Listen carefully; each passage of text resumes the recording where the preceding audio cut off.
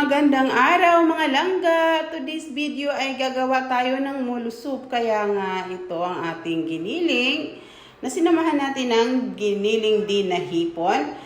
Atin ang linagyan ng mga pampalasa. Naglagay nga tayo dyan ng cornstarch, paminta, asin at isang itlog. Then, atin lang yang halo-haloin mga langga na magpantay ang ating nilagay na mga pampalasa sa ating karne. Yan, ganyan-ganyan lang. At the same time, ma-absorb na rin ng karne ang mga pampalasa na nilagay natin. Pag na-mix na nga natin mga langga, atin ang babalutin. Yan. Ito nga mga langga, napakaraming design na pwede mong gagawin dito. Ako ang ginawa ko ay parang sasakyang pangdigma siya. Yan. O, diba? Ang cute niya. Para siyang may pakpak. Ganun nga lang ang gagawin natin mga langga hanggang matapos natin itong ating binabalot. At ito nga mga langga, alam nyo, pwede nyo rin itong steam. Then, gumawa na lang ng sausawan. Toyo mansi na may chili, garlic. Siomay na yon mga langga.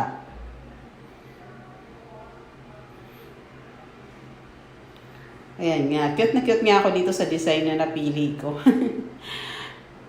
Ito na nga mga langga, tapos na nating balutin.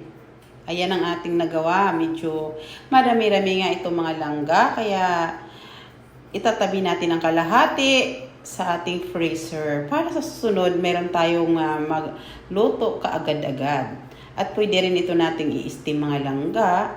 Gagawan lang natin ito ng sausawan na toyo mansi at saka chili garlic. Pagsamahin mo lang yon, ay nako, masarap na yon. Sausawan ng siomay. Kasi ito pag in-steam mo, siomay na ang kalalabasan nito. Then ito na nga mga langga. Umpisahan na nga natin ang ating pagluluto. Ayan, inuna natin ang bawang kasi kukuha tayo dito mamaya. Pag naging golden brown na siya, nang ilalagay natin doon sa ating sabaw.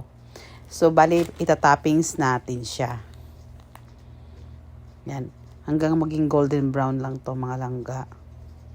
Yan, ganyan lang siya. Kasi pag over naman siya sa pag-fry, magiging mapait na siya. Then, ayan nga mga langga, nilagyan ko na rin ng tubig. At saka naglagay tayo ng shrimp nor. Para naman malasa yung ating magiging sabaw. Then nag-add nga pala ako dyan ng patis para naman mas masarap pa yung lasa. Ayan na nga mga langga, kumukulo na. Ngayon ilalagay na natin isa-isa yung ating dumplings, yung ating ginawa kanina. Ayan. Madali lang tulutuin mga langga. Ito nga kung tawagin din to sa sa Chinese ang tawag nga nila dito mga langga ay wonton. Ganyan. Then ayan na nga mga langga, nalagay na natin. Hayaan lang natin kumulo yan. Siguro mga 5 minutes lang yan mga langga at luto na yan ang ating molo soup. O, ayan nga mga langga, lumutang na. Ibig sabihin, luto na yan.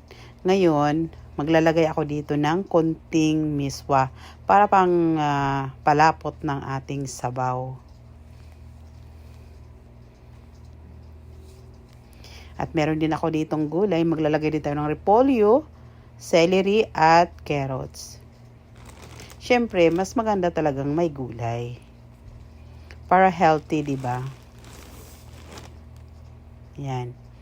Then, hayaan lang natin kumulo ulit yan mga langga. And ready na ang ating molo soup.